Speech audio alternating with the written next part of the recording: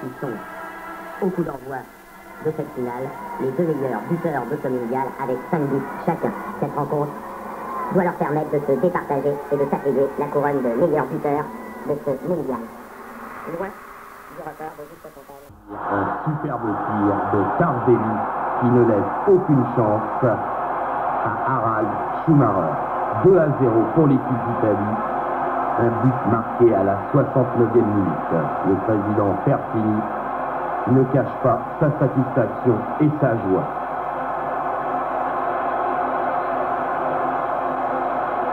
Une superbe action menée au départ par Conti, Rossi, Altobelli, Chirea et pour finir par Tardelli. Rummenigge a regagné le banc de touche, remplacé par Andy Müller. Mais ce nouveau changement ne va rien arranger du tout. L'équipe d'Italie à la finale bien en main. Bruno Conti, Paolo Rossi, deux petites merveilles de cette équipe italienne.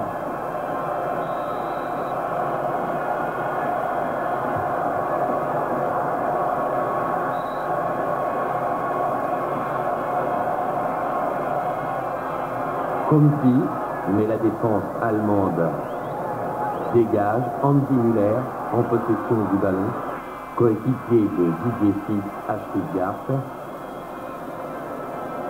Une équipe d'Allemagne menée 2-0 qui essaye tant bien que mal de réagir avec Rubech, avec Andy Müller, avec Briegel, qui essaye pourquoi pas d'obtenir un penalty, mais cela ne marche pas. Et au contraire, ce sont les Italiens qui vont ajouter un troisième but avec Altobelli qui trompe Schumacher. Après une superbe descente de Bruno Conti sur l'aile droite.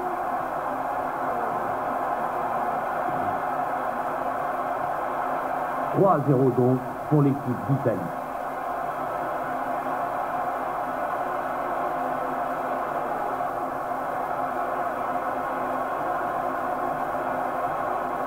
Les symétries, Monsieur le Président, 3-0 l'équipe d'Italie à la victoire en poche, et ce n'est pas le but marqué par Paul Breitner à 8 minutes de la fin de la rencontre qui changera quoi que ce soit. L'équipe d'Italie a mérité sa victoire.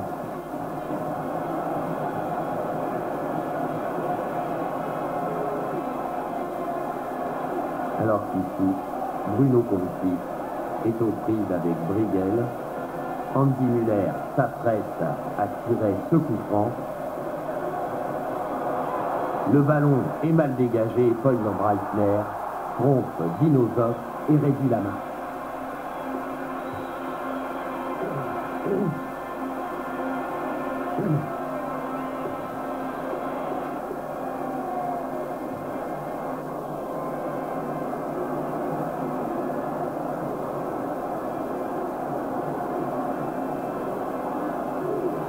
« 3-20 pour l'équipe d'Italie, on en restera là.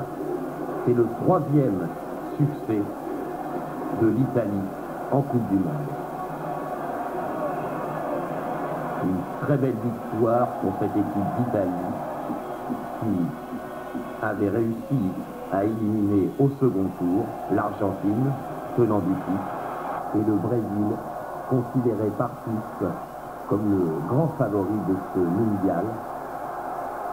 La Pologne en demi-finale et en finale, l'Allemagne.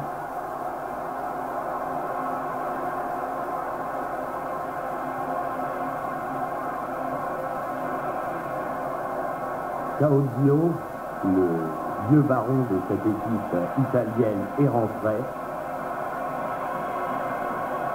C'est une récompense pour lui.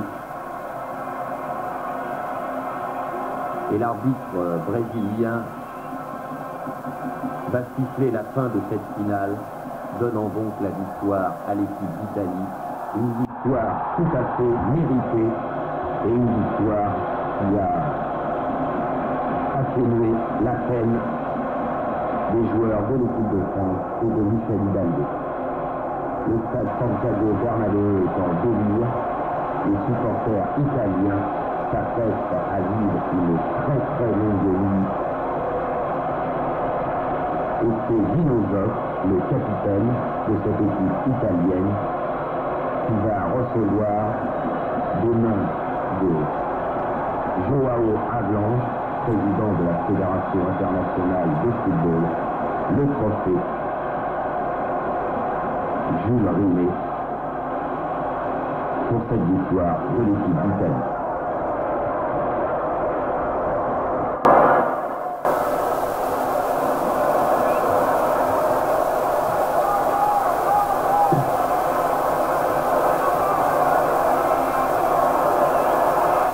Une belle récompense pour Dino Zoff, vétéran de cette équipe italienne à 40 ans. Ce succès en finale de la Coupe du Monde couronne une superbe carrière et récompense un des tout meilleurs joueurs du monde.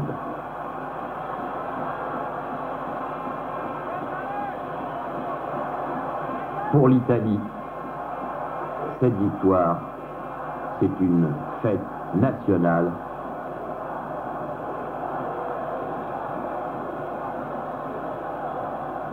Et tous les joueurs de l'équipe italienne viennent recevoir les félicitations de João Havelange et de Juan Carlos pour leur superbe victoire.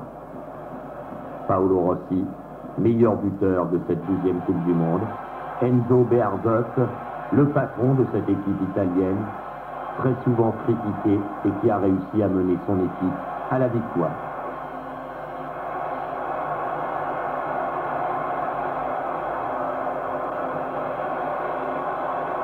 Le tour d'honneur de cette équipe italienne, pendant que les joueurs allemands, déçus, montent dans la tribune présidentielle.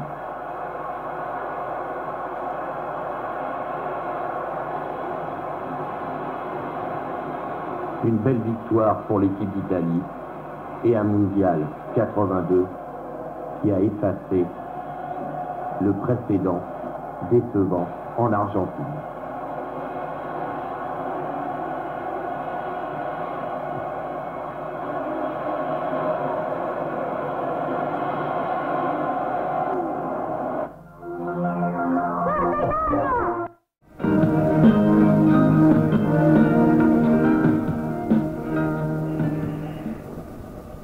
Echern avait décidé de consacrer la fin de sa vie à l'aide au tiers-monde, à sa manière et en devenant surtout un inventeur génial.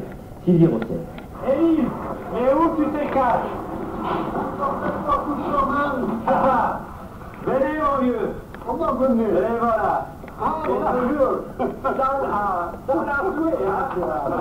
Depuis l'âge de 14 ans, Émile Haas était chaudronnier et fumiste. Il fabriquait des fourneaux et des poêles. Mais cet artisan génial était aussi un inventeur qui mettait au point des fourneaux de cuisine à très faible consommation d'énergie. Et avec ses deux compères, à la retraite comme lui, il a parcouru le monde de la Chine au Kenya pour populariser ces fourneaux miracles. Des fourneaux de conception simple, mais qui permettent des économies très importantes de bois. Ça, on ne peut pas faire. Voilà, ça brille. Ça brille. Ça brille. Ça boue. Alors voilà, combien de temps? On venait grosso modo à demi-kilogramme de bois. Ça fait 100 grammes de bois par kilogramme d'eau. Ça veut dire 90% d'économie. 90% d'économie. Partout, les casseroles sont autrement. Il faut simplement avoir le pouvoir d'adapter après la casserole de fourneau. Pas changer le rapidement, c'est pas nécessaire. Et on a fait ça en Chine, on a fait ça en Haïti. Et l'efficacité est là. Mais il faut être du métier.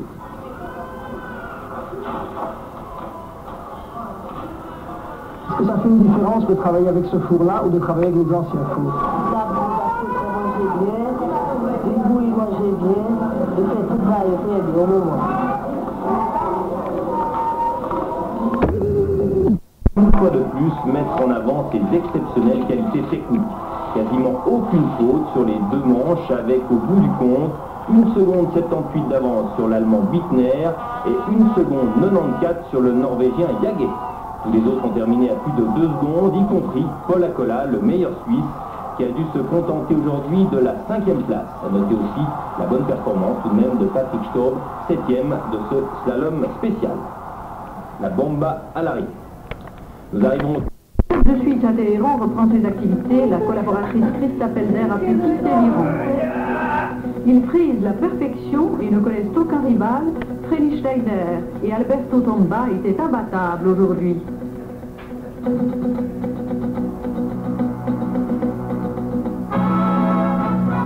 Ou à faire moins de temps.